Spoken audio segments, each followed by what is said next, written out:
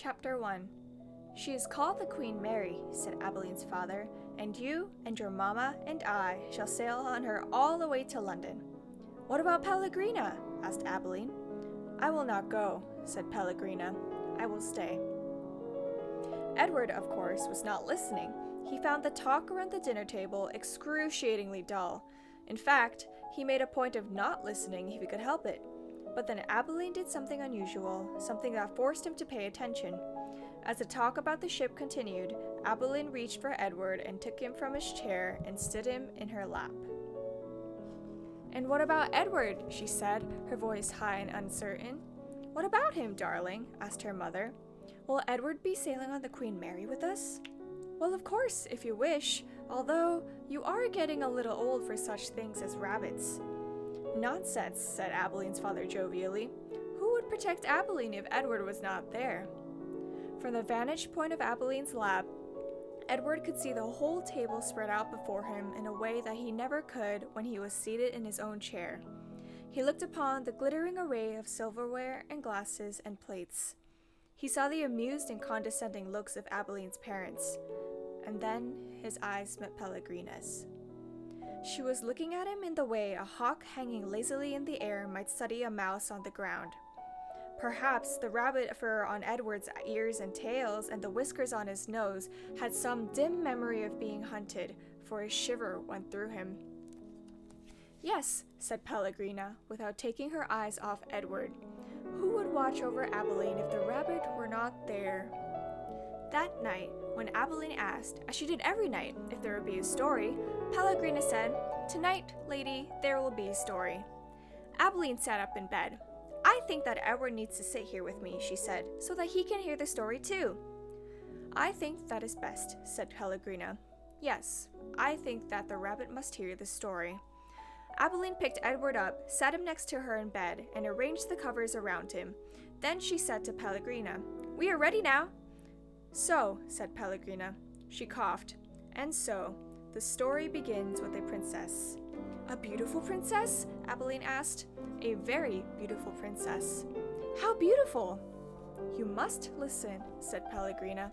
It is all in the story. Chapter 4. Once there was a princess who was very beautiful. She shone as bright as the stars on a moonless night. But what difference did it make that she was beautiful? None. No difference. Why did it make no difference? Asked Abeline. Because, said Pellegrina, she was a princess who loved no one and cared nothing for love, even though there were many who loved her. At this point in her story, Pellegrina stopped and looked right at Edward. She stared deep into his painted-on eyes, and again, Edward felt the shiver go through him. And so, said Pellegrina, still staring at Edward, what happened to the princess? Asked Abeline. And so, said Pellegrina, turning back to Abeline, the king, her father, said that the princess must marry, and soon after this, a prince came from a neighboring kingdom, and he saw the princess, and immediately he loved her. He gave her a ring of pure gold, he placed it on her finger, he said these words to her, I love you. But do you know what the princess did? Abeline shook her head. She swallowed the ring. She took it from her finger and swallowed it. She said, That is what I think of love. And she ran from the prince. She left the castle and went deep into the woods. And so what? Asked Abeline. What happened then? And so the princess became lost in the woods. She wandered for many days.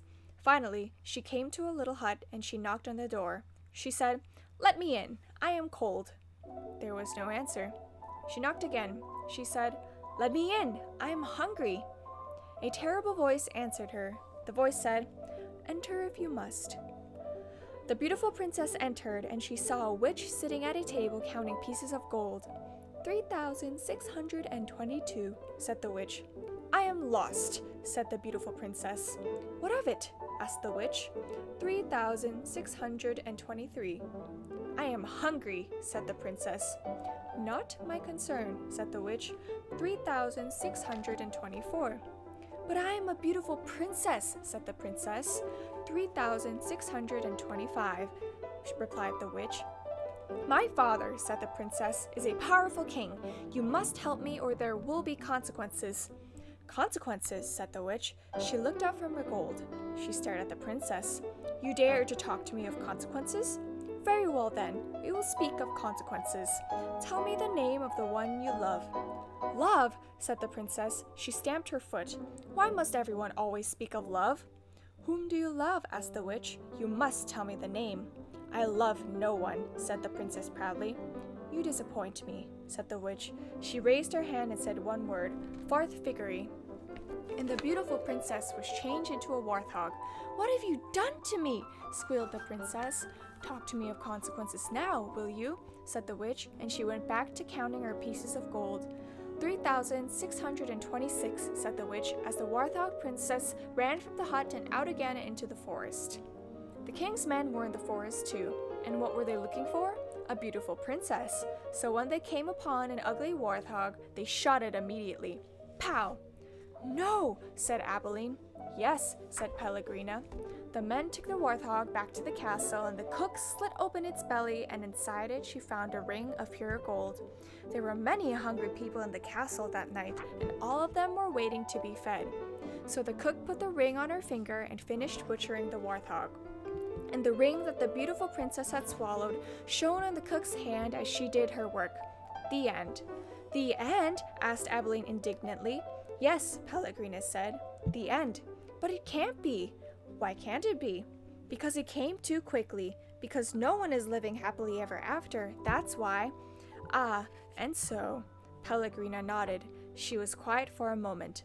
But answer me this. How can a story end happily if there is no love? But, well, it is late, and you must go to sleep. Pellegrina took Edward from Abilene.